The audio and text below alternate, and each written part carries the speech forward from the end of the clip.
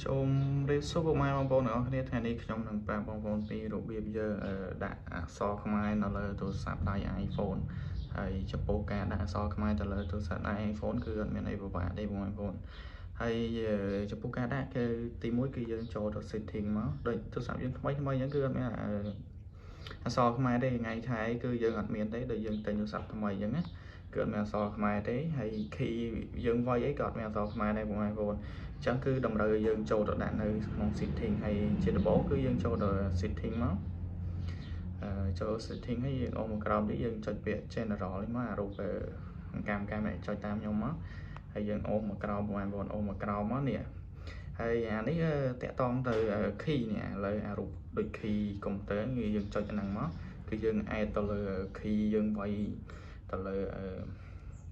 ចង់បានបទចម្រៀងបទអីអញ្ចឹងគឺយើងមិនអូសទៅក្រោមគឺប្រហែលហោអញ្ចឹងគឺយើងវាយអក្សរតាមខ្ញុំមកវាយខ្មែរមកគឺវាចេញបងប្អូននេះវាយខ្មែរគឺចេញគឺយើងវាយ K H គឺវាload នឹងloadឡើងមកលើហើយអញ្ចឹងគឺយើងចុចអាហ្នឹងមកហើយយើងថយបានបងប្អូនតែប៉ុណ្ណឹងគឺវាចេញនេះវា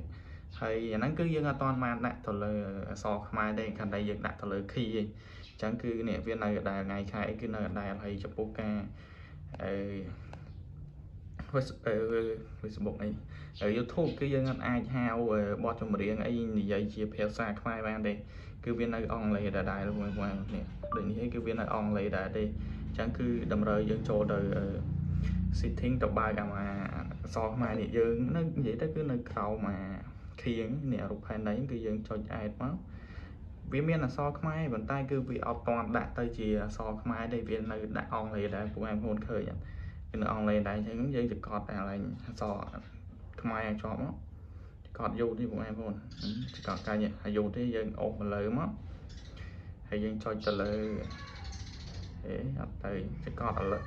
ជាប់ហើយនេះវាលងលោតពាក្យនេះបងប្អូននេះលោតពាក្យហ្នឹងគឺយើងចុច continue មកពេលយើងចត់អូសអក្សរខ្មែរហ្នឹងនេះបងគឺអក្សរខ្មែរនៅហ្នឹងគឺវាអត់មានលោតទេបងប្អូនខ្ញុំថយបងប្អូនអញ្ចឹងគឺយើងចត់កាយហ្នឹងមកកត់អញ្ចឹងឲ្យអូសមកលើមកនេះវានឹងពាក្យលោតនឹងពាក្យ continue យើងចុចអញ្ចឹងហើយគឺវានឹងទៅបងប្អូនចាំតិចមកគឺវាទៅដៃគឺវាចាំតិចមកគឺវានឹងទៅជាអក្សរខ្មែរនេះ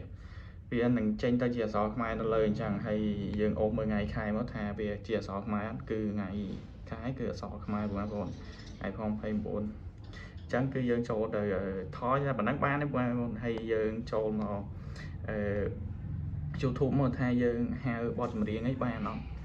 ហៅជាភាសាខ្មែរយើងចុច search មកចុចនៃ voice មកបទច